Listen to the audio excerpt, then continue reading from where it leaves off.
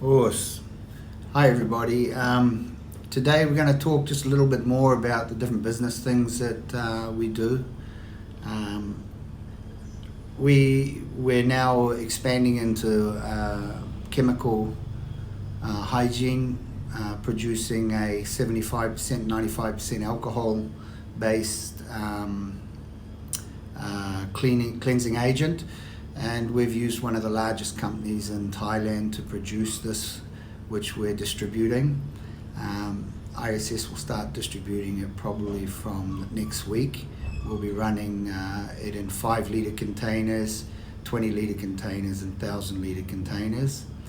And 10% of the profits Junior will be donating to support his fight for dengue fever, so that when the rainy season comes this year, he can be producing and distributing his rapid tests all throughout the schools and that through Thailand. Now he's doing this with no support from the government or any NGOs. He's just doing it on his own back, based on his own company profits.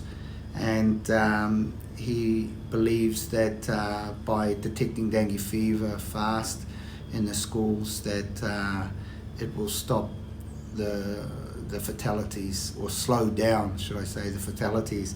He's also concerned that with the coronavirus and dengue fever, when the rainy season starts, it's going to be a tough one. So we're gearing up now to do the best that we can to support it. Now, yesterday we did our class and it was great. We had a lot of followers, people logging on, and they're still logging on today and watching it. So we're going to continue with this on Monday, Wednesdays and Fridays, and we're trying to set up our YouTube channel. Now, in relation to Shorin Kempo and the dojos around the world, after my talk and that online last week, I've got a lot of positive response back from the Shihans and the senseis around the world operating their dojos, including in Iran, Lebanon, Morocco, Australia, New Zealand, Thailand, all over the world. That the students are coming out in support of their dojos, and this is really, really an amazing thing. A lot of people feel when they stop training, when the dojo closes, that's all until the next class. Karate isn't that. Karate is a way of life. It's a following that we all need, or we all abide by, that do martial arts. We have a sort of code of honor, which in the old days, even today, is called Budo. And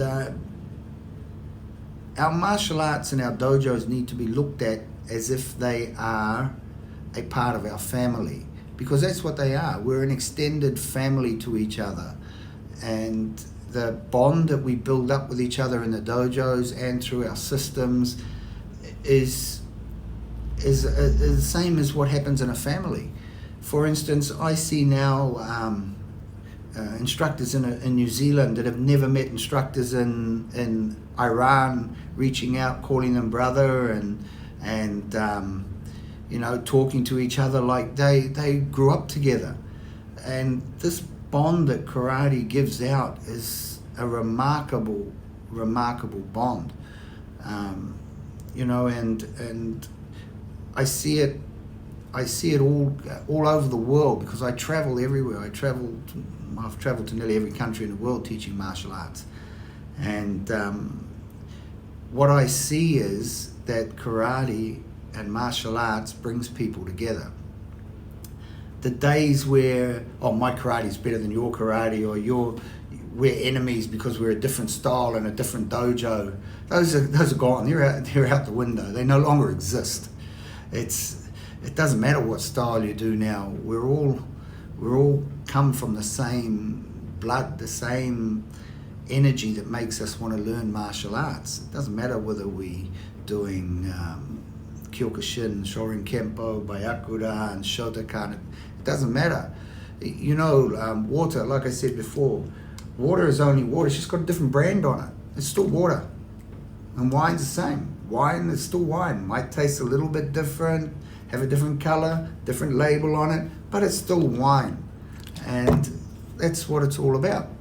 And after the last 2 weeks of getting out and talking to people and that, I really, really believe that the platform that martial arts provides to the communities is an amazing piece of, we can't call it technology, but it's an amazing piece of emotion that bonds people.